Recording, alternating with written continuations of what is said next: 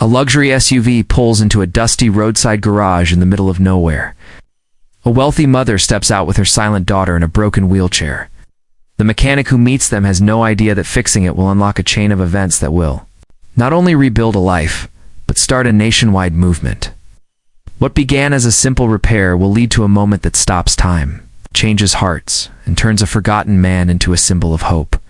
If you are new to the channel, then please subscribe to the channel and like the video and tell us where you are watching from.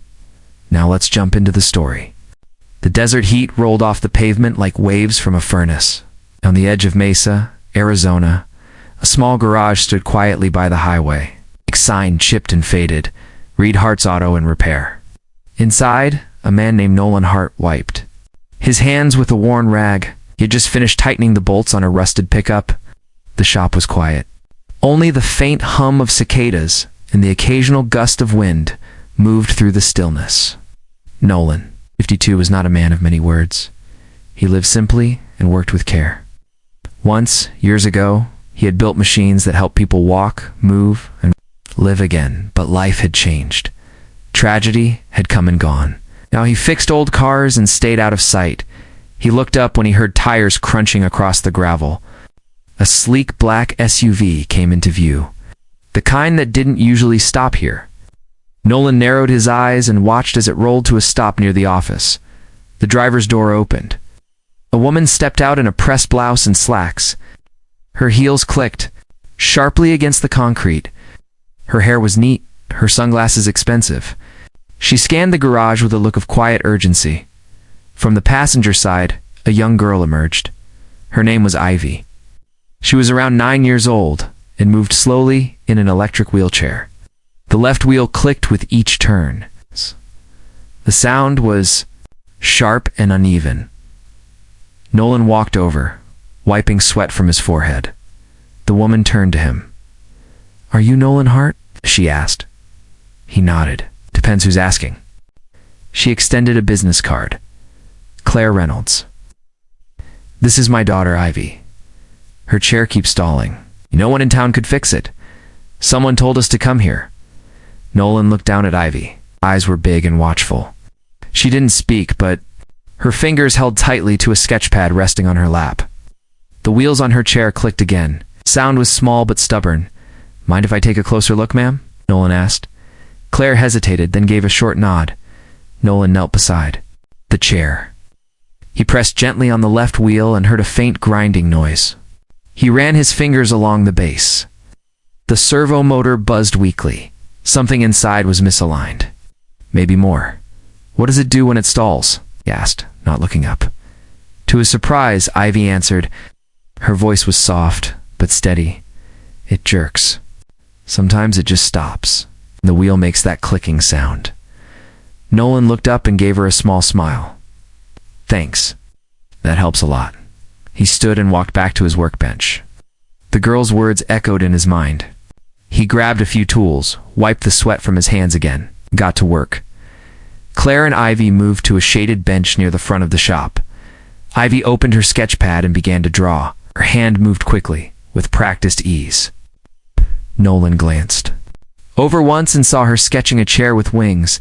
He felt something stir in his chest. For the next 30 minutes, Nolan didn't say a word. He worked with focus. The kind of focus he hadn't felt in years. Each wire, each bolt, each adjustment, he treated the chair like it was a rare machine. He adjusted the servo motor. He realigned the brackets, replaced a frayed connection that looked close to snapping, all while listening to the hum of the motor and the sound of Ivy's pencil scratching paper. After a while, Claire spoke. "She draws all the time. She says it's how she dreams." Nolan paused, his wrench in midair. He looked back at Ivy. She was still drawing, her eyes focused and calm. "Dreams are important," he said quietly. He went back to his work. More than once, he looked at Ivy's sketch pad. Each drawing had motion. Chairs with wings, ramps that curved into the sky, figures soaring with gears and wheels. He remembered his daughter then, remembered the sound of her laughter and the way she would dream through design. She had drawn similar things once. Nolan tightened the final bolt and stepped away. He wiped his hands and turned toward the girl. "All right, let's give it a test run," he said. Ivy hesitated. She looked at her mom. Claire nodded. Ivy pushed forward gently on the joystick. The chair moved, smooth, quiet, no jerking, no clicking. She turned it in a full circle. Still smooth, a smile spread across her face. "It's perfect," she whispered. Nolan smiled, then pointed to a new metal bracket he had added to the chair's side. "This swings out to hold your sketch pad. Figured you might need that." Ivy gasped. Claire put a hand to her mouth, her eyes filled with tears. "You made that just now?" she asked. Nolan nodded. Seemed like the right thing to do. Ivy rolled in a loop and came to a perfect stop. She flipped open her sketch pad and began to draw again. This time, she drew him standing in front of the shop, oil-stained shirt, tools in hand. Claire stood silently. Tears rolled down her cheeks. "No one ever listened to her like that," she said. Nolan shrugged. "Sometimes machines need a tune-up. People too." The sun dipped lower in the sky. The desert light turned golden. A quiet peace settled over the garage, and though Nolan Hart didn't know it yet, something had changed that day. A broken chair had brought more than repairs. It had brought back purpose, and the wheels had just started turning. Nolan Hart arrived early the next morning. The desert air was cooler, but the silence felt heavier than usual. Something about yesterday's visit lingered. The memory of Ivy's quiet joy stayed with him. So did the image of her drawing a wheelchair with wings. It had stirred something inside him, something he thought he had lost for good. He opened the shop, set his tools on the bench, and began sorting parts. But his hands moved slower than normal. His mind wasn't on engines or oil changes. It kept drifting back to the look in Ivy's eyes when her chair moved freely. That look reminded him of his daughter, and that memory pulled him deeper into thought. By mid-morning, he was back at his workbench. He pulled out a few leftover pieces of aluminum, small parts he had saved from past repairs. With careful hands, he began shaping a simple mount. He didn't know why. Maybe he just wanted to stay close to the feeling he had yesterday, that feeling of fixing something that truly mattered. A few hours later, he was tightening a radiator cap when the bell above the front door chimed. Nolan turned and froze. Claire and Ivy had returned. This time, Claire wore a soft cotton shirt and jeans. Her expression was lighter. Her sunglasses were tucked away. And Ivy rolled smoothly beside her. No clicks, no jerks, just the gentle hum of quiet motion. Nolan smiled. "Back so soon?" Ivy beamed. "I wanted to show you something." She held out her sketch pad. On the page was a new drawing. Showed a small workshop filled with light. A man stood in the center, tools in hand, surrounded by children in wheelchairs, all smiling. Above the workshop, a sign read, "The Freedom Place."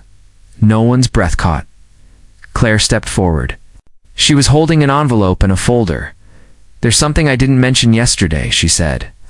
"I run a foundation that supports mobility and design projects across the country. After our visit, I looked into your past."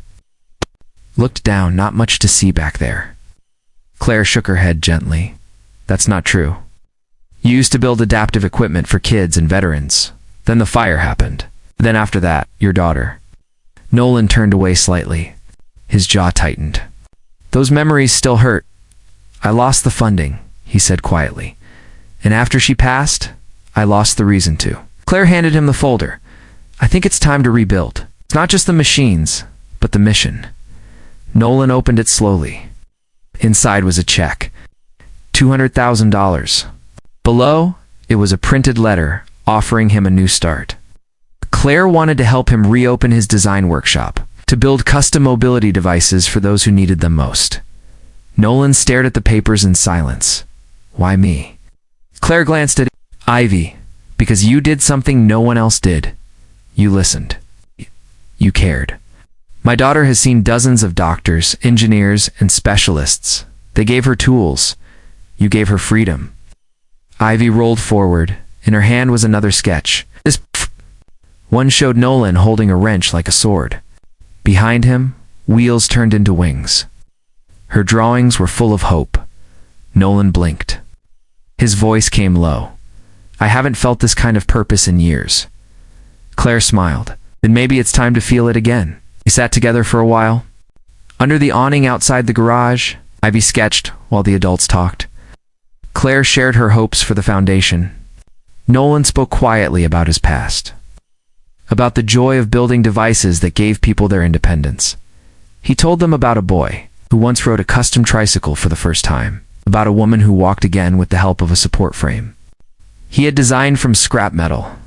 Each story brought a little more light back into his eyes. By the end of the afternoon, the decision had been made.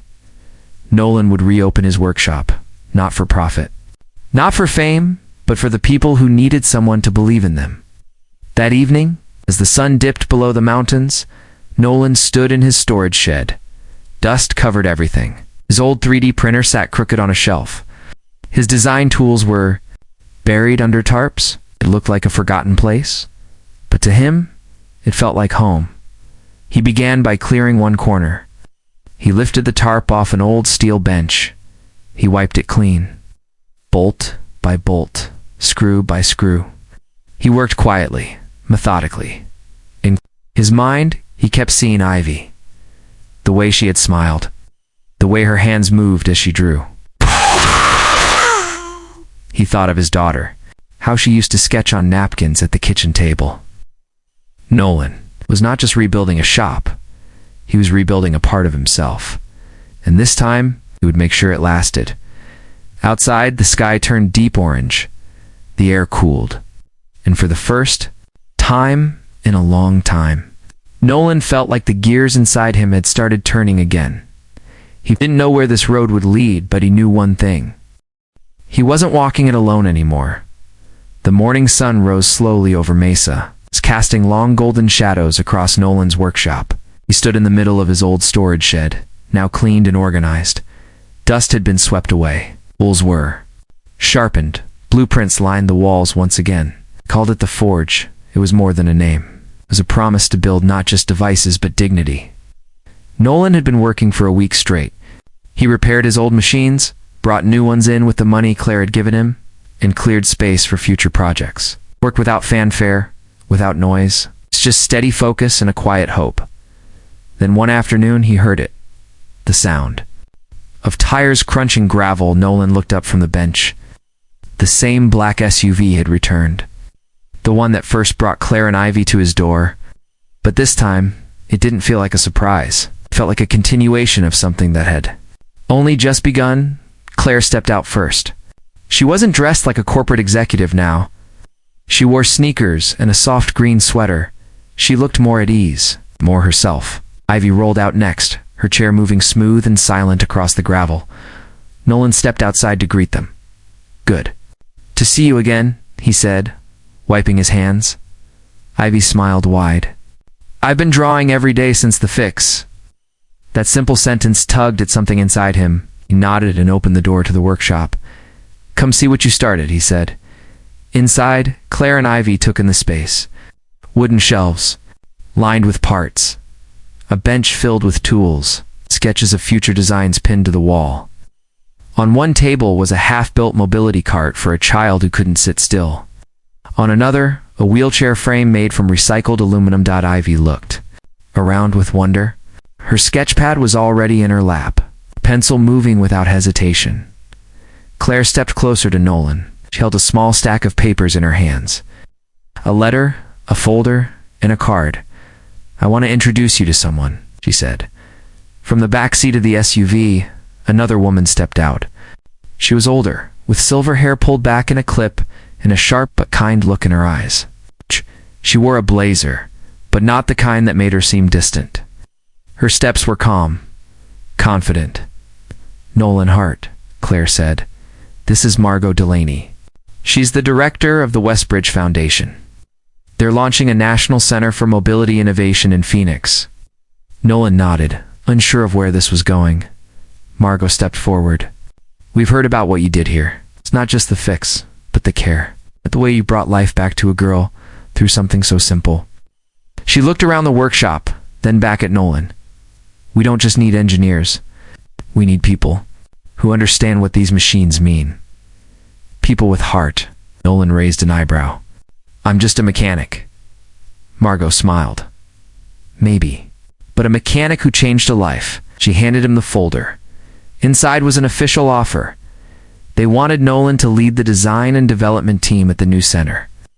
The role included mentoring young engineers, training veterans, and guiding real-world projects to support people with disabilities. The title read, Community Design Mentor. Nolan stared at the page. I don't know what to say. Claire placed a hand on his shoulder. Just say yes. But he hesitated. This shop, the forge, was where he had found his footing again. Could he leave it behind? Could he start over in a city full of glass buildings and bright lights?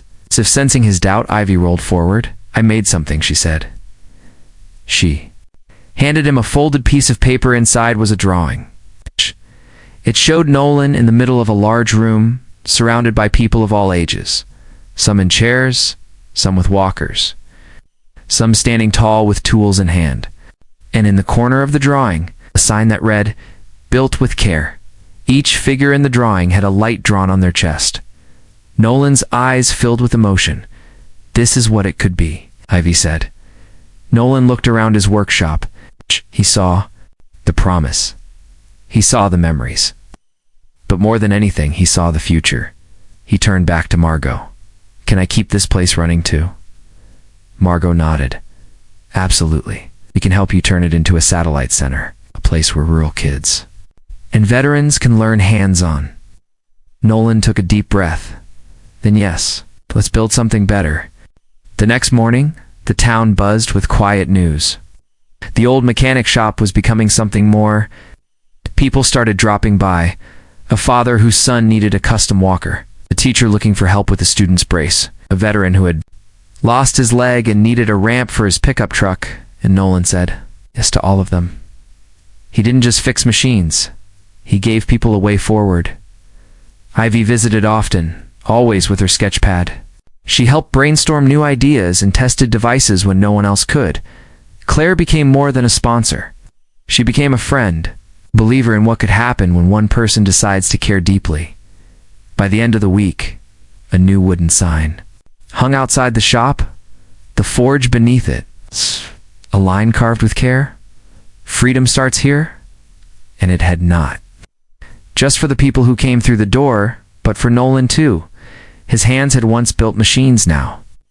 They were building a movement. 3 months later, the desert still hummed with quiet heat, but something new had grown in the middle of Mesa. Where there was once a dusty old workshop, now stood a place filled with purpose. The forge had become more than a name carved on a wooden sign. It had become a symbol of what could happen when someone chooses to rebuild their life by helping. Others inside the forge, tools clicked. Machines buzzed. Laughter echoed from the back room where young apprentices worked under Nolan's watchful eye. The space smelled of metal, oil, and something else. Hope Nolan had not left Mesa. He had turned his shop into a satellite space for the new mobility innovation hub in Phoenix. He traveled to the city once a week to help design large-scale projects. But he spent most of his time right here, training local teens, guiding veterans through hands-on repair work, building custom mobility devices for those who had been told no too many times.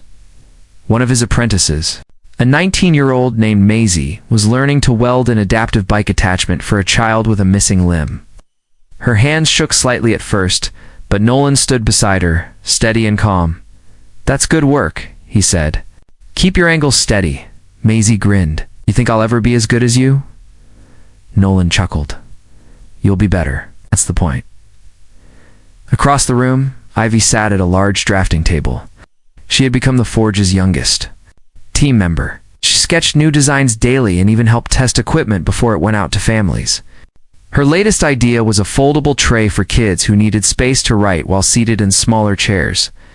Every corner of the forge held a story, a drawing taped to the wall, a thank you note written in shaky handwriting, a photograph of a smiling child standing beside a device that gave them back their independence. Then one morning, as the team finished a project, the shop phone rang. Nolan wiped his hands and picked it up. Nolan, hear a calm voice responded. Mr. Hart, this is Jennifer. From the National Disability Council. We'd like to invite you to Washington to help advise on the new National Mobility and Accessibility Initiative. Nolan paused. The words took a moment to settle in. I'd be honored, he finally said. Later that week, as the sun dropped. Behind the hills, Nolan sat on his front porch with a mug of warm tea. The forge lights still glowed behind him. He watched the sky turn from orange to violet. In his hands, he held one of Ivy's newest drawings. This one showed the forge as a tree. Its branches held tools, wheels, braces, and hand-drawn blueprints. At the base of the tree were people. Young, old, walking, rolling, all of them smiling. All of them reaching upward. Written at the top were 3 simple words. You gave light. He thought about that for a long time. Just then, headlights appeared. Down the drive. He smiled. He didn't need to guess. It was Claire and Ivy. Again, they parked, stepped out, and walked toward the porch. Ivy carried a box in her lap. We brought something, Claire said. Nolan stood as they reached him. Ivy opened the box. Inside was a small bronze sculpture. It was a model of Ivy's first sketch, a wheelchair with wings. Underneath it, an inscription. For the man who fixed more than wheels. Nolan looked at Ivy. His voice was soft. You've come a long way, kid. Ivy nodded. You made it possible. They all sat together under the stars. Quiet for a moment. Peaceful Claire turned to Nolan. You know what I realized? He raised an eyebrow. It wasn't just the chair that needed fixing, she said. It was our trust. In people. In kindness. Nolan nodded slowly. And you helped me remember what it's like to be seen, Claire added. Not as a parent fighting a system, but as a person. Ivy smiled. I think you're both heroes. Nolan shook his head gently. Just people who didn't give up. And that was the truth. As the night deepened, Nolan looked up at the sky. It was wide and full of stars. He thought of his daughter. He thought of the fire that took everything, and the silence that followed for years.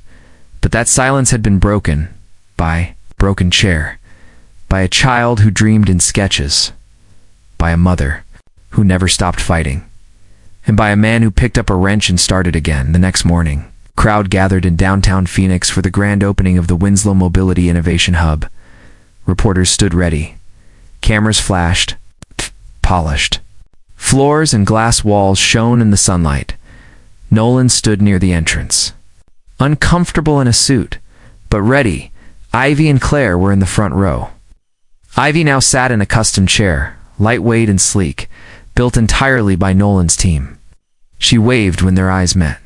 He stepped to the podium, cleared his throat.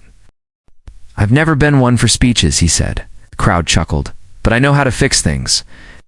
And when you fix something right, you're not just making it work again. You're giving it another chance.